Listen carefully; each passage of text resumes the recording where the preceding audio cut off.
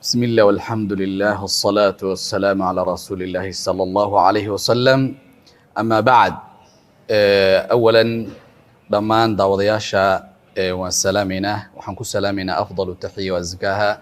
ألا وهي السلام عليكم ورحمة الله وبركاته بعد التحية وحنسو دويننا أستاذ كينا شيخنا معلم كينا الشيخ محمد معلن أبشر oo Nairobi ma garanaysaa nagu soo booqdo nagu la sugan awalan intaan sheekha su'aalahan ku bilaabin waxaan leeyahay insha Allah ta'ala ku soo dhawaaw magaalada Nairobi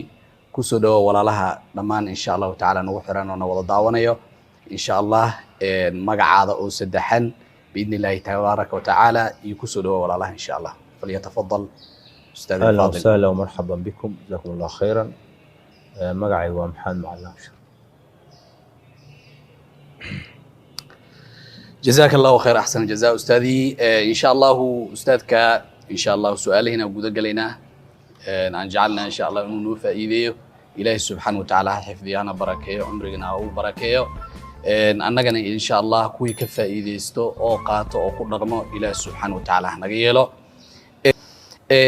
حاجة تيك توك وحكى الصعطة مشاكل دباتين آد وبعض السوق بكرين waxaan ka qaadanaynaa kaliya mushkilada hadda casriga ah oo aad iyo aad dadka u wada saameysay oo ah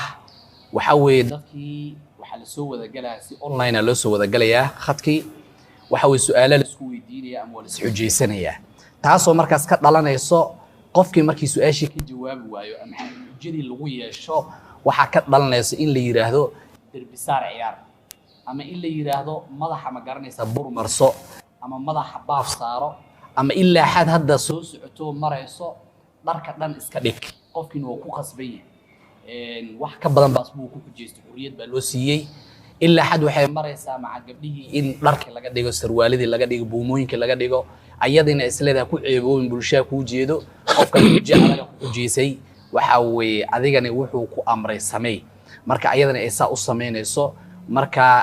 sharcan xujada noocaas oo kala ah oo meeshaas maraysa insha Allah sheekh insha Allah inuu noo faa'iideeyo annagana ku qaata Allah naga yeelo falyatafadal. alxamdulilah wasalaatu wasalaamu calaa rasuulillaah. waxaan tiktoka hadda aad iyo aad loogu isticmaalo inta badan waa xaraam waana wax ilaahay looga dheeraanayo diinta islaamkana aan ku bannaanayn bal waxaa laga isticmaalaa oo lagu kaftano kufri iyo gaalnimo ah oo qofku ka fiirsanin ayuu ku dhacaa. midaan hadda su'aasha ah in la isku xujeeyo gabadhii iyo wiilkii iyo dadkii su'aalaha isweydiinahaya intay doonaan ha ahaadeene daa ka jawaabi weydid waxaa samaynaysaa dharkaa iska bixinaysaa waa shay xaaraam oo muxarama wey. nahaa rasuulullaahi sala allahu alayh wasalam can itacari isqaawinta rasuulku waa diiday sal alay slam ummadiisa waa ka reeb. arrinka noocaana marka waa arrin fasaad ah oo bulshada ku soo kordhay waayahan dambe gaar ahaan dadka da'yarta ah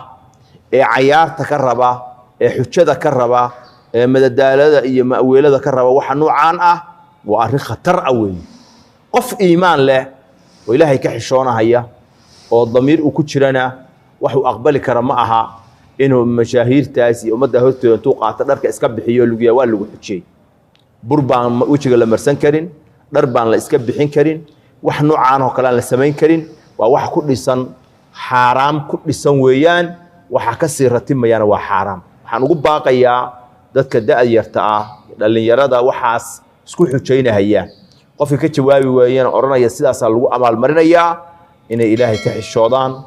arrinka isaga ahna ay aad iyo aad uga waantoomaan